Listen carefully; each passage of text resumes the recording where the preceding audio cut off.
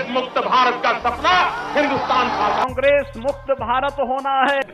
कांग्रेस मुक्त भारत है मेरा स्लोगन नहीं है, मैं तो महात्मा गांधी जी की इच्छा पूरी कर रहा हूँ। गांधी जी का सपना पूरा करते करते शायद मोदी जी की पार्टी ये भूल गई कि उन्हें कांग्रेस मुक्त भारत बनाना था, ना कि उसी कांग्रेस के साथ दोस्ती करनी थी। जी हाँ, महाराष्ट्र की राजनीति में वो हुआ है जिसकी कल्पना शायद दुनिया में किसी ने ना की हो। बीजेपी और कांग्रेस एक साथ, बीजेपी और ओवैसी की एमआईएम पार्टी एक साथ। तो हुआ यूं कि मुंबई के अंबरनाथ महानगर पालिका के इलेक्शंस में बीजेपी अपने महायुति के अलायंस पार्टनर शिवसेना शिंदे के अगेंस्ट लड़ रही थी। शिंदे की शिवसेना को 27 सीट मिली, वही बीजेपी को 14, कांग्रेस को 12 और अजीत पवार गुट को 4। लेकिन बीजेपी को शिवसेना शिंदे को किसी भी हालत में सत्ता से दूर रखना था, इसलिए बीजेपी के 14, कांग्रेस के 12 और अजीत पवार गुट के 4 कॉर्पोरेटर्स एक साथ आए और उन्होंने बना डाली अंबरनाथ विकास आघाड़ी। ये खबर जैसे ही सोशल मीडिया पर वायरल हो गई, बीजेपी के देवेंद्र फडणवीस और कांग्रेस के कई सीनियर लीडर्स ने स्टेटमेंट दिया कि ये अलायंस उनके मर्जी के अगेंस्ट बनाया गया है और ये उन्हें एक्सेप्टेबल नहीं है।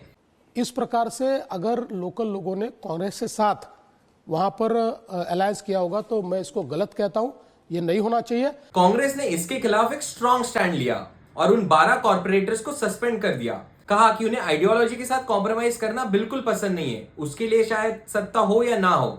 वही बीजेपी ने दूसरी ओर कार्रवाई करना तो छोड़, उन 12 कॉर्पोरेटर्स को बीजेपी में ही शामिल कर लिया और सत्ता बना ली।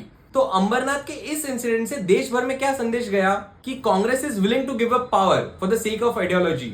वही बीजेपी दूसरी ओर, जो कि वर्ल्ड्स लार्जेस्ट पॉलिटिकल पार्टी है, लोकसभा, राज्यसभा, 15 स्टेट्स, छोटे मोटे सारे इलेक्शंस, लोकल बॉडीज में सत्ता में है, बट वो एक नगर परिषद की सत्ता भी नहीं छोड़ पाए। दोस्तों, एक टाइम था 25 साल पहले जब सिर्फ एक सीट की वजह से बीजेपी की सरकार गिर गई थी। जी हाँ, 1999 में अटल बिहारी वाजपेयी को प्रधानमंत्री पद से इस्तीफा देना पड़ा क्योंकि ट्रस्ट वोट में वो सिर्फ एक वोट से हार गए।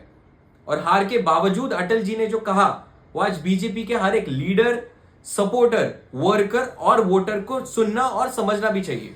सत्ता का खेल तो चलेगा, सरकारें आएंगी जाएंगी, पार्टियां बनेगी बिगड़ेंगी, मगर ये देश रहना चाहिए, इस देश का लोकतंत्र अमर रहना चाहिए।